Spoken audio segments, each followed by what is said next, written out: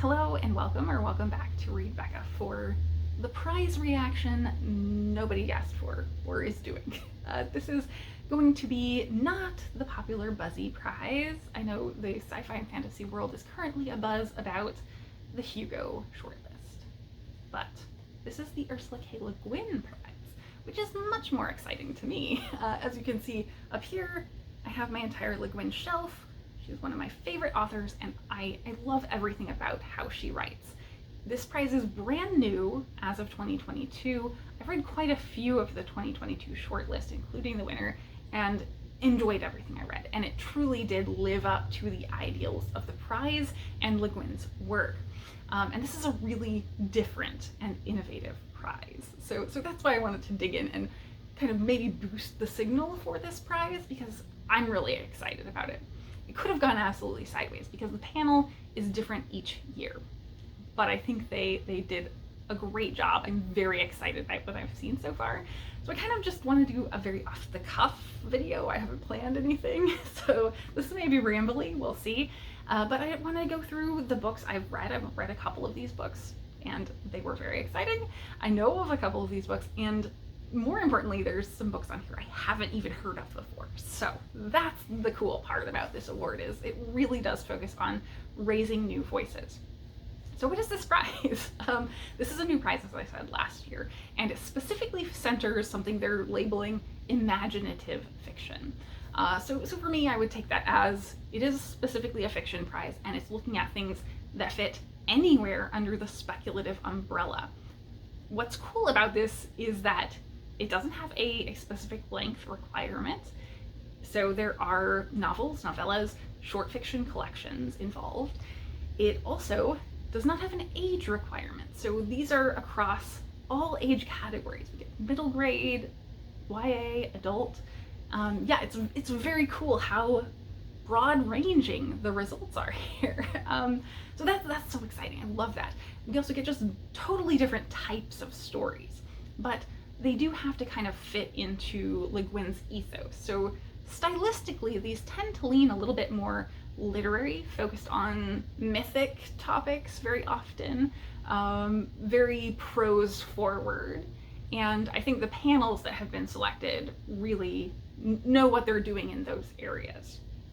So this is a book-length work, which could include short fiction collections, of imaginative fiction written by a single author, published in the US in English or in translation in English. So that's exciting because it doesn't have to be originally published in English.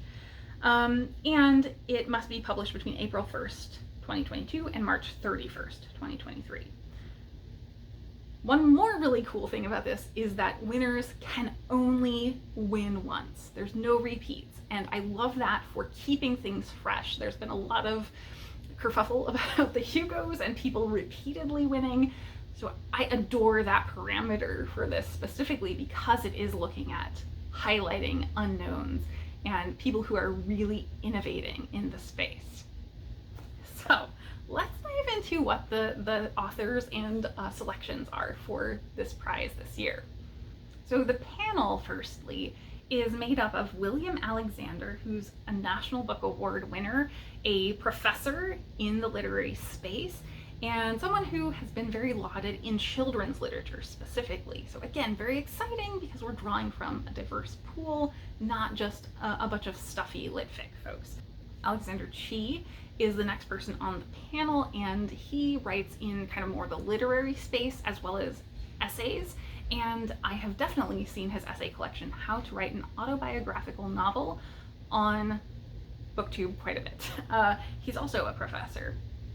Tochi Onyebuchi, I think, is the only one on here I've actually read from and quite enjoyed. So he's been quite lauded for Riot Baby, Goliath, I think, and some YA works as well. So he has crossed that kind of line of different age ranges. And he has been up for all of the spec fic awards, really, Hugo's, Nebulous Locus. He's a very broad writer in terms of length as well. So he's really dabbled all over the place. Shruti Swami, I think, is one of the only authors who I don't know of via their work. She did an introduction for a reissue of one of Le Guin's works, though, so that is fitting, and is quite an award-winning short fiction author. Karen Joy Fowler is an author I want to get to very much. Her work is very popular on BookTube, so I would be surprised if that name is surprising to anyone. So very exciting to have her on this list. I think she was shortlisted, yes, for the Man Booker Prize recently in 2022. So yeah, she's kind of got a big name on this list in the literary space, more so than the spec fic space. So that is the panel, and they have some very exciting selections for us. So what is on the short list? Ooh, very exciting. 2 books I have read. Let's start with those. First is Spear by Nicola Griffith. It is a gender-swapped retelling of Parzival/Percival from the Arthurian legends, and it feels very steeped in Arthurian canon, like it could fit right in. Very much historical fantasy. She is a character who really is connected with earth magic to some degree. All of the prominent characters from Arthurian legend are there in the story, and you will get the usual story beats, but it also feels really fresh and new, not just in the gender swapped element. She is going about living as a man in the countryside, and that's how she kind of gets connected in with Arthur's retinue, and eventually winds up having a sapphic relationship with a major character in the Arthurian legends. And the prose and writing are so distinct. The sense of voice is really there. And I think that's something we will see across all of these books. In my experience with reading the previous works from last year's prize, that was true. So I do think that this rings true to the mission statement of this prize. The second book that we have is another favorite from this year that I read, and that is Spear Cuts Through Water. So I read the 2 Spear books. Spear Cuts Through Water by Simon Jimenez is currently my favorite book of the year that I read. It's so innovative, so it really belongs on this list, and honestly, without having read any of the others, I kind of hope it wins, because it really deserves that recognition, and I would be so excited for Simon Jimenez if it does win. Because specifically, it's innovative in that the writing style is completely different from anything I've ever read. It's told in first, second, and third person, and it has a very mythic, folkloric feel that, again, I could liken very much to Ursula Le Guin's storytelling in a couple of her different mythic sort of fantasy stories. So I can see the connection there, definitely. It's got a very sweeping epicness to it, while also maintaining very personal stakes. So I could absolutely see Spear Cuts Through Water really doing well on this one. Then let's jump to the 2 that I've heard of before but not read. The first is 10 Planets by Yuri Herrera, and this is a short story collection. And ironically, or not, coincidentally, that's the word I'm looking for. Coincidentally, I happened to be watching a video where someone hauled this as the announcement came through that I saw. So it was really random. I was watching Joe Renee Reed, so that was who was hauling it if you want to check that out. And Yuri Herrera also was on my radar for a previous novel or novella, something at the end of the world. I will put it on the screen here so you can check. But it sounded very intriguing, but perhaps maybe violent or graphic, if I recall. So I never quite got to it, and now I'm very incentivized to do so. So this one sounds like it will be more science fictional and weird, definitely weird, based on the descriptions. So I don't know anything about the author's writing, but that sounds very exciting, and that prior knowledge of the author's work means I'm really intrigued by this one. The second is also a short story collection, and from an author that I have read from before, and actually it's right here, literally. So The Unbalancing by R.B. Lemberg is the novel in the Birdverse that came out most recently, and I really loved. And Geometries of Belonging by R.B. Lemberg is the new short fiction collection that is also in the Birdverse. And I have read some short fiction in the Birdverse before, so I don't know if there will be any of those in this collection. I haven't bothered to check what the collection contains. But all of it kind of stands on its own for the most part, so you don't need prior knowledge of what's going on in the Birdverse. All of the stories are self-contained. I have also read Four Profound Weaves before, and that's a novella length in this world, and everything in this world is wildly different and very, very mythic fantasy. I think that's a word I'm going to use. And in fact, for both the unbalancing and for Profound Weaves, I have specifically likened it to Le Guin's work.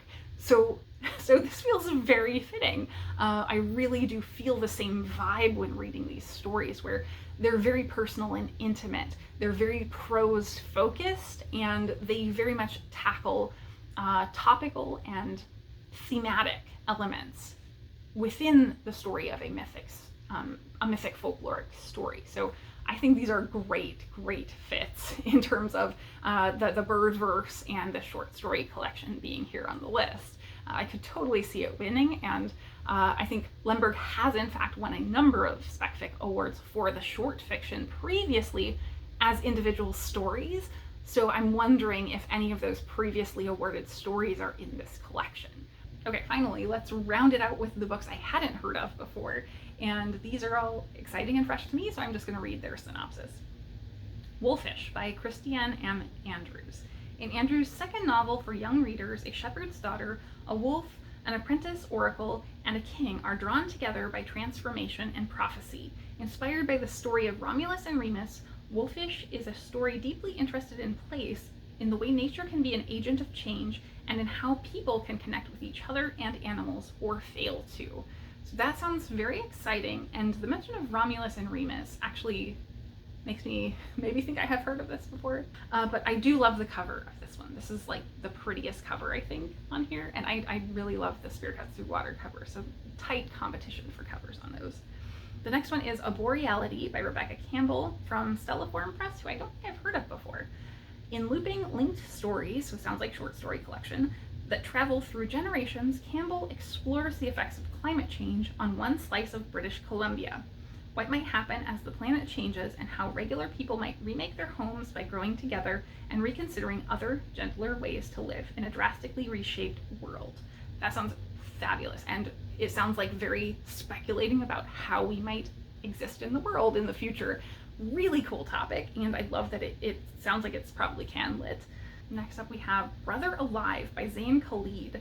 Three adopted brothers reckon with the past of their parents and the man who adopted them in Khalid's debut novel, Love a Debut, which stretches across decades in a sharp critique of patriarchy, blind faith, capitalism, and war. Through it all runs the specter of Brother, an invisible fourth sibling whose presence is inextricable from the trauma that shaped the boys' lives. That sounds really interesting, maybe giving me some Okweki Emezi type storytelling vibes, possibly, but that sounds really ambitious for a debut to take on all those topics, so I will be very curious about that one. The next one is Meet Us by the Roaring Sea by Akhil Kumaraswamy. After her mother dies, a young woman in near-future Queens begins translating a manuscript about a group of medical students facing drought and violence. Kumaraswamy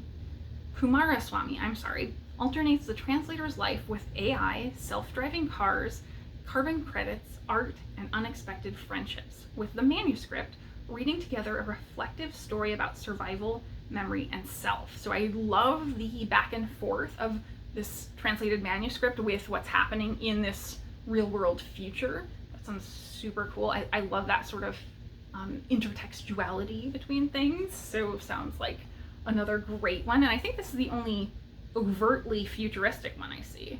And the next and last one is Drinking from Graveyard Wells by Yvette Lisa Nvolu. And this is actually a University Press book, University Press of Kentucky, so that's interesting. In her first story collection, so another short story collection, love that there's so many short story collections here, Nvolu melds folklore, myth, realism, and SFF elements into a cohesive whole, telling stories that cast new light on long-standing issues, from gentrification to assimilation, stolen ideas to stolen memories. Complex histories inform her fantastical futures and present, as her characters struggle to be seen and to be free.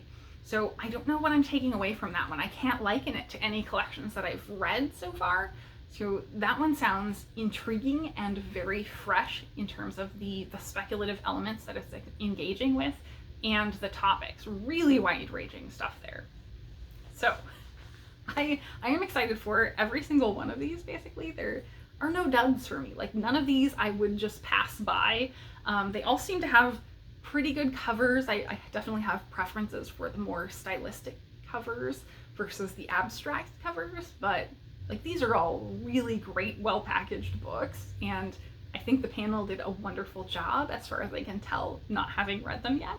So much like last year, I do have the intent to read all of these because they have me very excited, but I will read them slowly but surely as they fit into my reading. They're not going to happen right now, probably not even before the finalist is announced, but I'm so hyped and I want to share this, so I'm hoping that everyone else gets a little excited about this as well and maybe picks up some of these books based on me spreading the word, because this prize is so exciting and doing new, fresh things. And I just love that it's highlighting these sort of underhyped books specifically and trying to spotlight innovative voices. So that is it for me today.